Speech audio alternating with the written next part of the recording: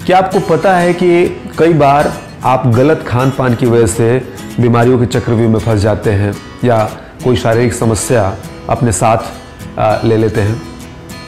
इसीलिए आयुर्वेद में ऋतुचर्या का वर्णन मिलता है, यानी जो 6 ऋतुएं हैं उसके मुताबिक अलग अलग तरीके का खान पान, कब किस महीने में क्या खाना चाहिए, किस महीने में नहीं खाना चाहिए। उसी में से एक है दही, जिसको लेकर लोगों में बड़ी गलतफहमी है। गर्मी का दिन आता है तो लोग दही का सेवन ज़्यादा करने लगते हैं, ये सोचकर कि शरीर को ये ताजगी देगा, ठंडक देगा, लेकिन ऐसा है नहीं। आयुर्वेद में प्रॉपर तरीके से ये लिखा गया है कि दही जो है वो उष्ण प्रकृति का है, यानी गर्म प्रकृति का है, इसका नेचर गर्म है। तो आयुर्वेद के मुताबिक दही को गर्मी के दिनों में नहीं खाना चाहिए। तो कब खाना चाहिए? ये लिखा है इसके खाने का समय ठंडी के दिनों में और बरसात के दिनों में। दही को लेके और भी जो बातें आयुर्वेद में लिखी गई है कि ये गुरु है, यानी भारी है, ये कफ को बढ़ाने वाला, पित्त को बढ़ाने वाला और वात को कम करने वाला है। यानी वात संबंधित जो भी दोष हैं शरीर में, यानी गैस का बनना, शरीर में किसी तरह का दर्द हो, बीपी की प्रॉब्लम, हार्ट की प्रॉब्लम, वात संबंधी जितनी भी समस्याएं होती हैं उनमें ये आराम देता है। पित्त की प्रॉब्लम अगर है, आपको खट्टे डकार, जलन, खून संबंधित किसी तरह की बीमारी, इस तरह की समस्याओं में ये समस्या बढ़ा सकता है अगर दही का सेवन कर रहे हैं। कफ बढ़ाने वाला है, तो ऐसे लोगों को जिनको पित्त और कफ की प्रॉब्लम है, दही का सेवन नहीं करना चाहिए और इसके नेचर को ध्यान में रखकर इसका सेवन करना चाहिए।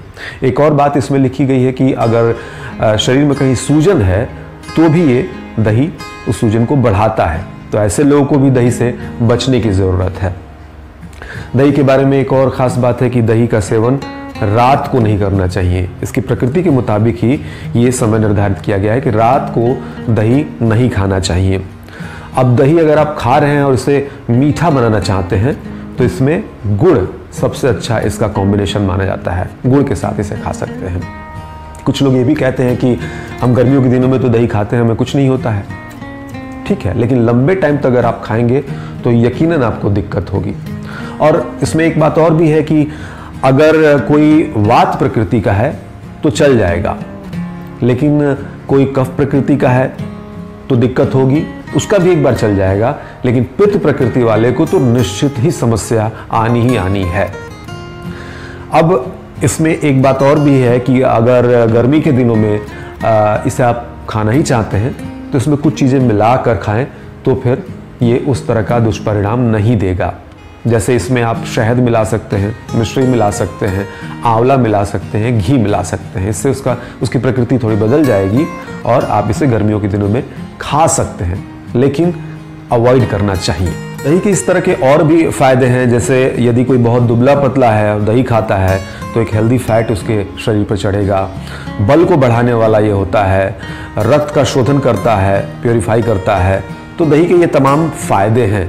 तो दही का जब भी आप सेवन करें तो उसकी प्रकृति को, नेचर को जान कर करें, ये मानकर नहीं कि दही जो है उसका नेचर ठंडा है, ठंडा नहीं है, वो गर्म प्रकृति का है। उसके खाने की टाइमिंग है जो मैंने आपको बताई, उसके हिसाब से दही को आप अपने जीवन में शामिल करें और इसका पूरा लाभ लें। योग करें, प्राणायाम करें, आसन करें, तो ये आपके लिए और भी ज़्यादा फायदेमंद होगा। योग एक संपूर्ण जीवन शैली है, इसे जीवन में उतारें। नमस्ते।